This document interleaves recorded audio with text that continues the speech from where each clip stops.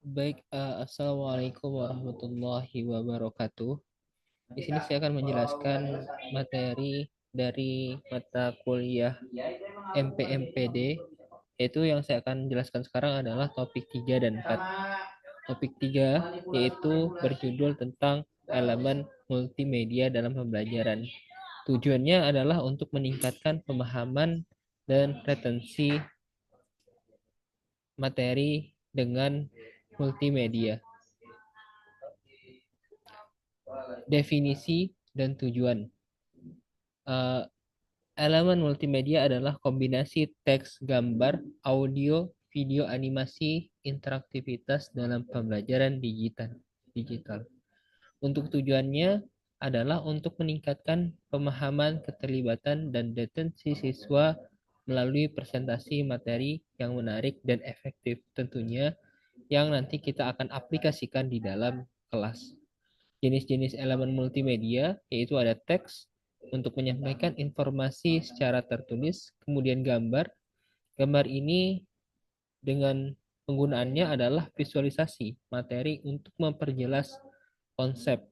Ada audio, audio ini untuk menjelaskan melalui suara dan narasi.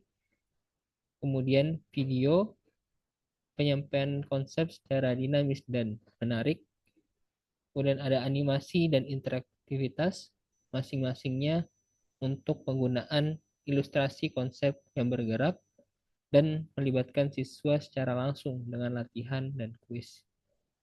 Selanjutnya ada manfaat penggunaan multimedia. Di sini ada beberapa poin yang sangat penting untuk dijelaskan. Itu ada untuk memudahkan siswa memahami konsep yang kompleks, kemudian meningkatkan motivasi dan keterlibatan siswa, dan selanjutnya memfasilitasi gaya belajar siswa yang berbeda-beda. Yang terakhir, meningkatkan retensi informasi melalui kombinasi visual atau auditori. Tantangan dalam penggunaan multimedia, yang pertama, ada keterbatasan akses teknologi infrastruktur, kemudian memerlukan keterampilan khusus dalam produksi konten, biaya yang tinggi untuk pembuatan media yang berkualitas, dan potensi interaksi jika tidak dirancang dengan baik.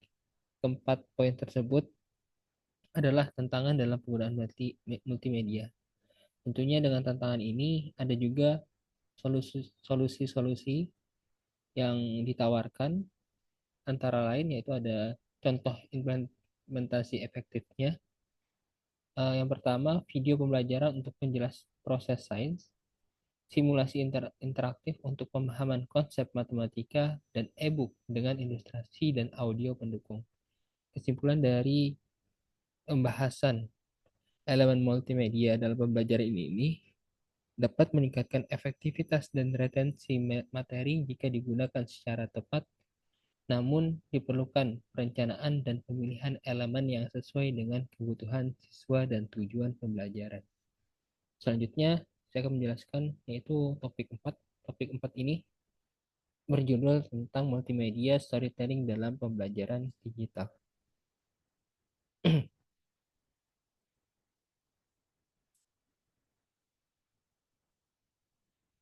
Yang ada 4 poin yang nantinya dijelaskan, yaitu apa sih itu multimedia storytelling, kemudian teknik penyampaian cerita yang memanfaatkan teks, gambar, audio, video, dan interaktivitas. Ini bertujuan untuk penyampaian pesan atau pembelajaran secara menarik dan efektif. Dan selanjutnya relevan dalam era digital untuk meningkatkan keterlibatan siswa atau peserta didik. Komponen multimedia storytelling, yang pertama ada narasi, kemudian visual, audio, interaktivitas, dan selanjutnya media pendukung untuk infografis atau diagram dalam pendukung pemahaman peserta didik. Selanjutnya ada manfaat dalam pembelajaran digital. Manfaatnya adalah meningkatkan minat dan motivasi belajar peserta didik, kemudian membantu siswa memahami konsep melalui cerita yang relevan, mempermudah siswa meningkatkan informasi, dan mengembangkan keterampilan berpikir kritis dan kreativitas bagi peserta didik. Langkah-langkah yang membuat multimedia storytelling yaitu satu, tujuan pembelajaran, kemudian mengembangkan cerita yang relevan dengan siswa, kemudian pilih elemen multimedia yang sesuai. Selanjutnya, gunakan alat digital seperti ada PowerPoint, Canva, atau aplikasi-aplikasi video yang mendukung pembelajaran tersebut. Dan yang terakhir, itu ada uji dan evaluasi efektivitas cerita sebelum digunakan. Contohnya adalah cerita tentang pahlawan nasional dengan animasi dan narasi suara. Selanjutnya, simulasi virtual tentang ekosistem melalui video interaktif. Dan ada juga contohnya itu ada kisah inspirasi dari dunia nyata dengan gambar dan audio. Seperti mungkin ada ilustrasi dan audio pendukung. Dan selanjutnya, pembelajaran berbasis proyek dengan cerita sebagai pengantar.